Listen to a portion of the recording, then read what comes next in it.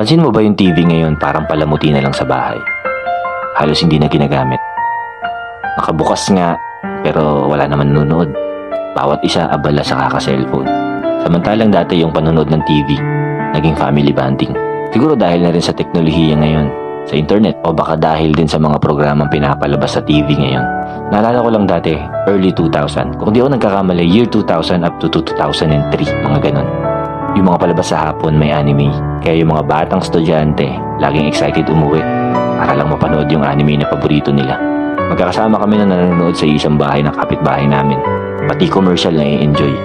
Yung hinuhulaan nyo kung ano yung kasunod na commercial, tapos kung sino matalo, pipitikin. Nandyan na itatago mo yung tsinelas ng kalaro mo.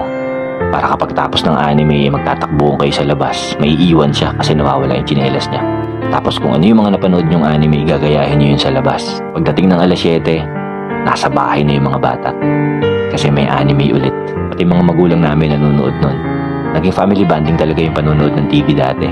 Nakakalungkot lang din isipin na kasabay ng pagbabago ng panahon at pag-unlad ng kaalaman ng mga tao, ay marami ring nabago.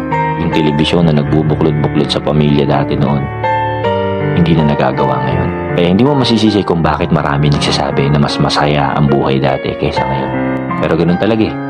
Kailangan natin sumabay sa agos. Hindi ka naman pwedeng sumalungat. Baka ka malunod.